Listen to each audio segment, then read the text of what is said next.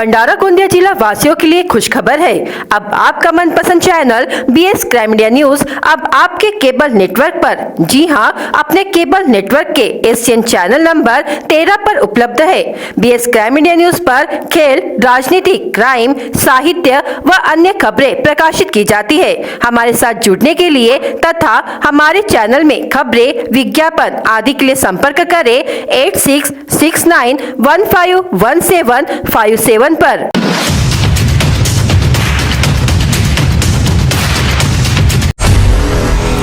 मौसम विभाग ने 15 और 16 अगस्त को जिले में येलो अलर्ट जारी किया है। इसी दौरान अनेक स्थानों पर भारी बारिश होने की संभावना व्यक्त की जा रही है। गोंदिया जिले में मच्छरों का प्रकोप बढ़ता जा रहा है, जिसके कारण जिले में डेंगू के 26 और मलेरिया के 160 मरीज मिले हैं।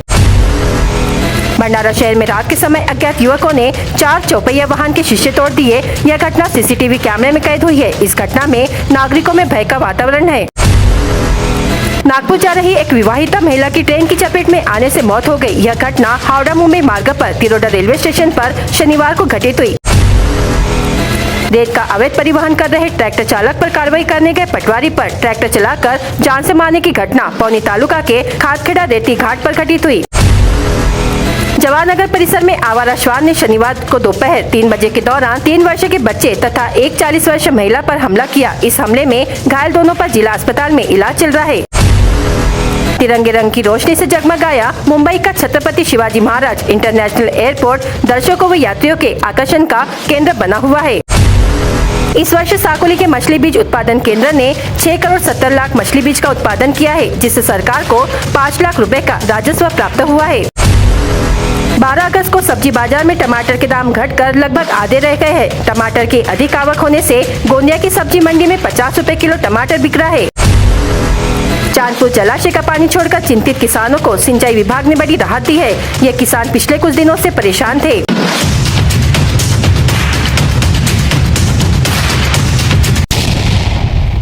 भंडारा शहर में रात के समय अज्ञात युवकों ने उत्पात मचाते हुए भंडारा शहर के खात रोड कृष्णनगरी परिसर में चौपहिया वाहन क्रमांक MH47 N0068 और MH35 P0742 के शीशे तोड़ दिए, तो वही शास्त्री चौक में भी एक गाड़ी का शीशा फोड़ दिया। ऐसे कुल 4 चौपहिया वाहन के कांच फोड़ने की घटना भंडारा शहर में घटित हुई है। इस घटना से नागरिकों में भय का वातावरण निर्माण होकर यह संपूर्ण घटना CCTV कैमरे में कैद हुई है। इस प्रकरण में भंडारा पुलिस स्टेशन में शिकायतकर्ता संजय निम्बाते की शिकायत पर आरोपियों पर मामला दर्ज किया गया है। भंडारा पुलिस अज्ञात आरोपियों को पकड़ने में जुट गई है। आए दिन बढ़ती घटनाओं से भंडारा पुलिस रात के समय पेट्रोलिंग करते हैं या नहीं, यह सवाल नागरिकों में निर्माण हो रहा है।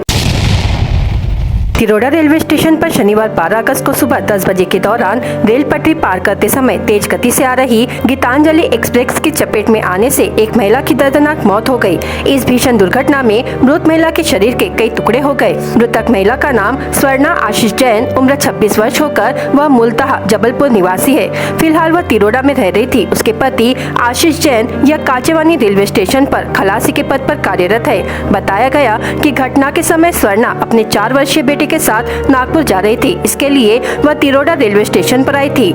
सुबह 10 बजे के दौरान रेल पटरी पार करते हुए उसने अपने बेटे को प्लेटफॉर्म पर खड़ा कर वह खुद प्लेटफॉर्म पर चढ़ रही थी। उसी समय रेलवे लाइन पर तेज गति से आ रही गीतांजलि एक्सप्रेस की चपेट में आने से उसकी मौत हो गई। इस घटना से शहर में सनसनी फैल गई है। इस मामले में रेलवे पुलिस आगे की जाँच कर रही है।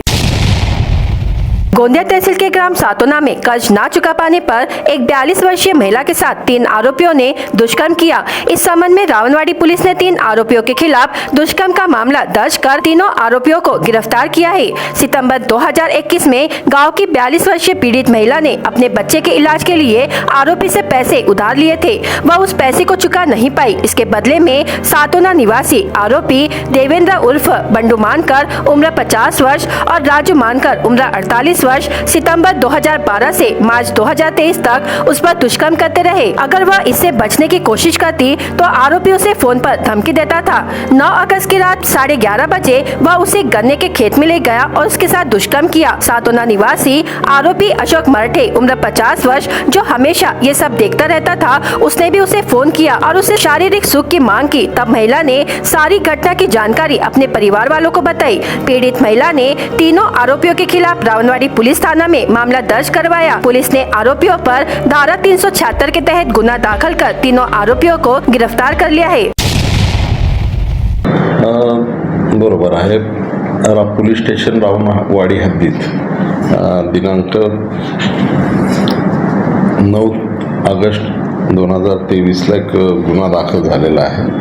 त्याच्यामध्ये एक विवाहित महिला, वय जवळपास 40च्या वर आहे त्यांच्यावर गावातल्याच दोन इसमांनी एक ज्याला म्हणतो आपण ब्लॅकमेलिंग टाईप करून की आम्ही तुम्हाला ऐनवेळी मदतीला धावून आलो, त्या बदल्यात तिचं एक शारीरिक शोषण केलेलं आहे।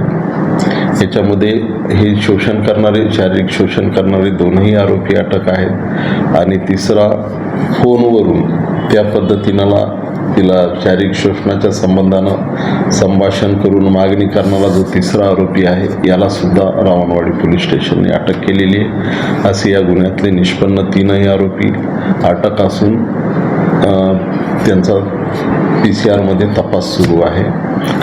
13 तारखेपर्यंत साधारण त्याचा PCR आहे। बावनथड़ी राजीव गांधी अंतर्राज्यीय सिंचाई प्रकल्प में इस वर्ष अत्यंत कम जल संग्रह हुआ है। इसके कारण सिंचाई विभाग द्वारा किसानों से पानी व्यर्थ में न बहने देने का आह्वान किया है। विगत वर्ष अगस्त महीने में इसी समय तक प्रकल्प में 41% जल संग्रह था, जबकि वर्तमान में प्रकल्प में केवल 43% जल संग्रह है। तुमसर तहसील में वर्षा का प्रमाण अत्यंत कम है। उसी प्रकार राजीव सागर जल संग्रहण क्षेत्र में वर्षा अत्यंत कम होने से प्रकल्प में पिछले वर्ष की तुलना में इस वर्ष जल संग्रह अत्यंत कम है। महाराष्ट्र और मध्य प्रदेश दोनों का इस प्रकल्प में समान अधिकार होने के कारण जहां भंडारा जिले के तुमसर और मोहाड़ी तहसील में इस प्रकल्प में पानी दिया जाता है, उसी प्रकार बालाघाट जिले को भी सिंचाई हेतु पानी वितरित किया जाता है। ग्रामीण अंचल के दोनों राज्यों के पेयजल पूर्ति योजना के लिए भी प्रकल्प में पानी सुरक्षित रखने की व्यवस्था है। यदि अगस्त और सितंबर महीने में पर्याप्त वर्षा हुई तो हालत में सुधार हो सकता है।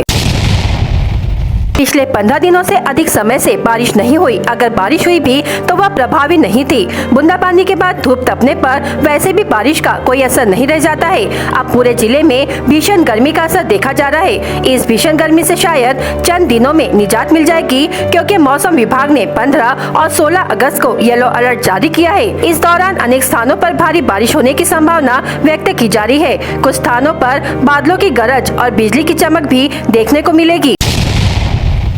करडी क्षेत्र के गांव को भिलेवाड़ा होते हुए भंडारा शहर को जोड़ने वाली लेकिन पिछले 5-6 साल से सड़क बदहाल है। यह सड़क डोंगादेव, ढीवरवाड़ा, मांडवी, खमारी, सुडेवाड़ा, बरोडी, करजखेड़ा से होते हुए भंडारा पहुंचती है। सड़क पक्की होने के बावजूद सड़क पर असंख्य गहरे गड्ढे होने के कारण यातायात को दिक्कत होती है। यह सड़क अत्यधिक भीड़भाड़ वाली है। हादसों की आशंका जताई जा रही है। पीठ और गर्दन की समस्या वाहन चालकों के लिए असहनीय होती जा रही है। बढ़ती समस्या को ध्यान में रखते हुए सड़क निर्माण विभाग ने नागरिकों को होने वाली परेशानी कम करने की और ध्यान देने की आवश्यकता निर्माण हुई है। चांदपुर जलाशय का पानी छोड़कर चिंतित किसानों को सिंचाई विभाग ने बड़ी राहत दी है। ये किसान पिछले कुछ दिनों से परेशान थे। उन्हें अपनी फसलों की बड़ी चिंता हो रही थी। 15 दिन से बारिश गायब थी। किसान पानी के अभाव में चिंता में पड़ गए थे। बताया जा रहा था कि सोनेगांव, बोरगांव के किसानों की धान की बुआई अटक गई है। मजदूरों की किल्लत भी हो गई थी। इसी कारण बड़े किसानों की धान की बुआई आज भी शेष है। इस स्थिति में बारिश के अभाव में बोई गई धान की फसलें सूखने लगी थी। इसलिए इन किसानों की फसलों को बचाने के लिए चांदपुर जलाशय का पानी छोड़ने की मांग की जा रही थी। यहां तक कि किसानों ने पूर्व सांसद शिशुपाल पटले से चांदपुर जलाशय का पानी छोड़ने के लिए प्रयास करने की गुहार लगाई थी। पटले ने सिंचाई विभाग के अफसरों से बात कर पानी छोड़ने की अपील की थी। आखिर चांदपुर जलाशय से पानी छोड़ दिया गया है। इस विषय पर सिंचाई विभाग के अधिकारियों ने कहा कि बारिश नहीं हुई तो 16 अगस्त तक चांदपुर जलाशय का पानी सिंचाई के लिए छोड़ने का नियोजन किया गया था, लेकिन इस साल बारिश कम होने से किसानों पर सूखे का साया मंडराता देख चांदपुर का पानी जल्द छोड़ने का निर्णय किया गया। वर्तमान में स्मार्टफोन सभी के जीवन का एक आवश्यक उपकरण बना है। बच्चों की पढ़ाई से लेकर जीवनावश्यक वस्तुओं तक स्मार्टफोन अधिक आवश्यक हो चुका है। हालांकि इसके ज्यादा इस्तेमाल के कारण नाबालिग लड़के, युवा तथा वृद्ध गर्दन दर्द की बीमारी का शिकार हो रहे हैं। गर्दन के दर्द की बीमारी से बड़े पैमाने पर लोग ग्रस्त है। आने वाले कार्यकाल में यह समस्या अधिक तीव्र होने की संभावना है। तकनीकी के इस्तेमाल से अपना जीवन आसान हुआ है। इसके साथ ही स्वास्थ्य संबंधित समस्या भी निर्माण हुई है। अब संगणक की जगह स्मार्टफोन, टैबलेट्स ने ली है। आज की पीढ़ी हो या वृद्धों को स्मार्टफोन ने घेर लिया है। हर घर में 3 से 4 लोगों के पीछे 3 से 4 स्मार्टफोन रहते हैं। इन मोबाइल के बढ़ते इस्तेमाल से मनुष्य के स्वास्थ्य पर परिणाम होता है।